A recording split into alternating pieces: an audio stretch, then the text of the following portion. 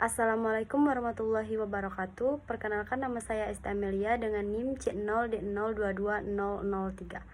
Di sini saya dari kelas F Perpajakan. Di sini saya akan memaparkan materi mengenai dasar-dasar laporan. Yang pertama, pengertian laporan. Laporan adalah bentuk penyampaian informasi yang berisi fakta mengenai suatu hal baik secara lisan maupun tulisan. Laporan adalah suatu bentuk penulisan khusus yang disusun untuk mengidentifikasi secara singkat sebuah masalah, peristiwa atau temuan yang telah terjadi menurut Rizky MPD 2021. Laporan sendiri merupakan gambaran dari 5W1H, berisi tentang apa yang telah terjadi, di mana kejadian itu berlangsung, kapan peristiwa tersebut terjadi, mengapa hal itu bisa terjadi, dan siapa yang bertanggung jawab terhadap sesuatu yang telah terjadi itu, serta bagaimana kejadiannya. Dasar-dasar laporan. Yang pertama, pemberi laporan. Pemberi laporan dapat berupa perseorangan, sebuah panitia yang ditugaskan untuk maksud tertentu. Yang kedua, ada penerima laporan. Laporan bukan hanya dibuat oleh seorang atau suatu badan, tetapi laporan juga ditujukan atau akan disampaikan kepada seorang atau suatu badan. Yang menerima laporan itu adalah orang atau badan yang menugaskan, menurut Putra 2012. Ciri-ciri laporan: yang pertama ringkas, kedua sebuah laporan harus logis, ketiga laporan harus lengkap, keempat laporan ditulis secara sistematis, kelima laporan harus berorientasi pada objektivitas. Fungsi laporan: yang pertama sebagai bahan dalam pengambilan keputusan, yang kedua sebagai bahan analisis, yang ketiga sebagai alat pengawasan dan bahan evaluasi, yang keempat sebagai bahan pertanggungjawaban, yang kelima sebagai alat untuk menyampaikan sebuah informasi. Manfaat laporan: yang pertama, laporan dapat memandu perbaikan dalam menyusun rencana kegiatan selanjutnya. Yang kedua, membantu penetapan kebijakan secara tepat. Yang ketiga, laporan menjadi segala sumber informasi. Yang keempat, membantu mengetahui proses dan perkembangan peningkatan sebuah kegiatan. Yang kelima, membantu pencatatan dokumentasi. Yang keenam, membantu memecahkan masalah.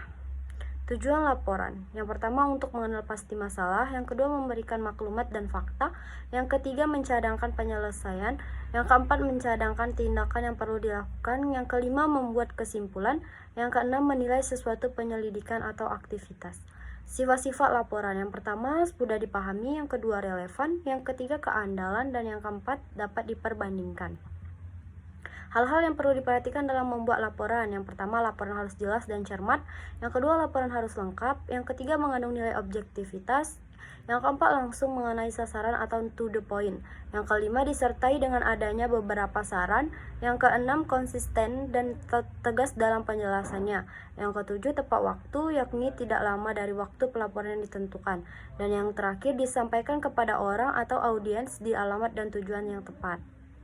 Langkah-langkah membuat laporan: yang pertama, kita harus menentukan masalah yang akan dilaporkan. Masalah itu tentunya kita dapat dari pengamatan yang sudah kita lakukan saat kegiatan berlangsung. Selain itu, kita juga dapat menangkap sebuah masalah dari apa saja yang telah diamati dan berkaitan dengan kegiatan tersebut.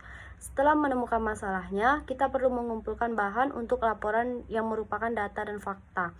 Selanjutnya, kita lanjut dengan mengklasifikasikan data yang sudah kita dapat, lalu mengevaluasi dan mengolah data tersebut, kemudian memasukkan data yang telah diolah ke dalam laporan dengan membuat struktur atau kerangka laporan terlebih dahulu.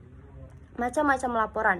Yang pertama adalah laporan tugas akhir. Tugas akhir atau biasa disebut dengan TA adalah tugas yang diberikan kepada mahasiswa pendidikan diploma 3 atau D3 untuk membuat karya ilmiah tertulis dan atau proyek atau prototipe atau produk dengan menerapkan sikap, cara berpikir dan metode ilmiah dalam memecahkan masalah aplikatif. Langkah pertama sebelum melakukan penulisan tugas akhir adalah pembuatan proposal TA dengan sistematika. Pertama, bagian awal tugas akhir yang berisi sampul, lembar judul, lembar pernyataan, tidak melakukan plagiat, lembar persetujuan, dan lain sebagainya. Yang kedua, bagian isi TA yang berisi pendahuluan, tinjauan pustaka, metode penelitian, hasil dan pembahasan, dan lain-lain. Yang ketiga, bagian akhir ini berisi mengenai daftar pustaka dan lampiran. Yang kedua adalah laporan skripsi. Menurut Kamus Besar Bahasa Indonesia, skripsi adalah karya ilmiah yang wajib ditulis oleh mahasiswa semester 7 atau 8 sebagai bagian dari persyaratan akhir pendidikan akademisnya. Dengan kata lain, skripsi merupakan syarat kelulusan untuk mahasiswa jenjang S1. Langkah-langkah mengerjakan skripsi: yang pertama, menentukan topik dan judul, mencari teori yang relevan, mengumpulkan informasi dari responden, menyusun dan menginterpretasikan informasi, menarik kesimpulan, mendaftar sidang dan revisi. Struktur laporan skripsi yaitu bab 1 skripsi mengandung penjelasan mengenai masalah yang akan diteliti. Masuk ke bab 2, mahasiswa akan menjelaskan teori yang digunakan dalam penyusunan skripsi. Berisi teori-teori apa saja yang relevan dengan penelitian, tinjauan pustaka, berisi gambaran konseptual, referensi skripsi terdahulu sebagai acuan penyusunan serta kerangka pemikiran berupa bagan hipotesis. Pada bab 3, mahasiswa menjelaskan prosedur penelitian skripsi meliputi teknik pengumpulan dan analisis data. Selanjutnya, data yang diperoleh di bab 3 diuraikan secara detail dan mendalam di bab 4. Bab ini terdiri atas gambaran umum berisi penjelasan objek penelitian dan profil responden.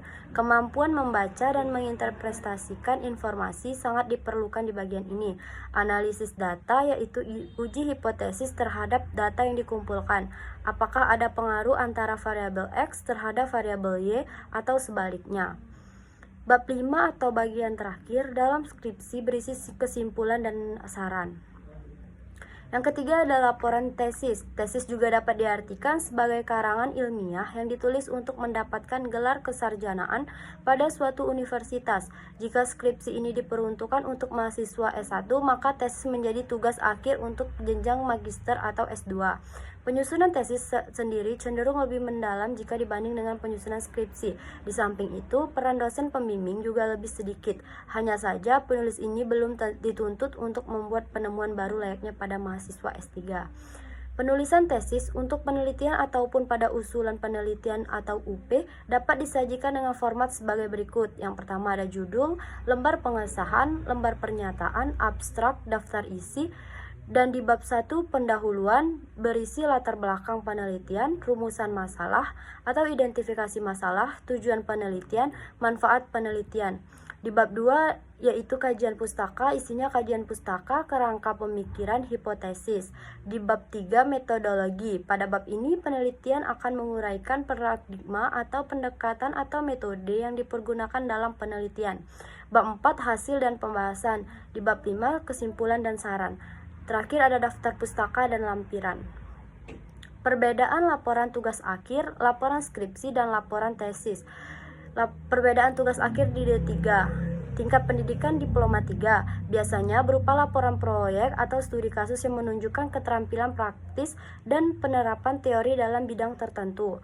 Lebih fokus pada aplikasi praktis dan pemecahan masalah nyata yang dihadapi di dunia kerja, tidak memerlukan penelitian mendalam atau kajian teori yang kompleks.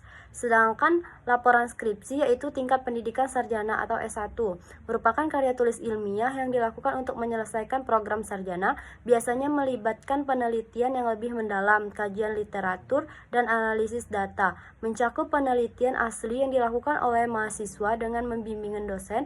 Skripsi harus menunjukkan kemampuan mahasiswa dalam merancang, melaksanakan, dan menganalisis penelitian. Yang terakhir ada laporan tesis. Perbedaannya, tingkat pendidikan adalah magister atau S2. Karya ilmiah yang dilakukan untuk menyelesaikan program magister fokus pada kontribusi baru terhadap pengetahuan di bidang studi tertentu. Biasanya melibatkan penelitian yang lebih mendalam dan lebih kompleks dibanding skripsi.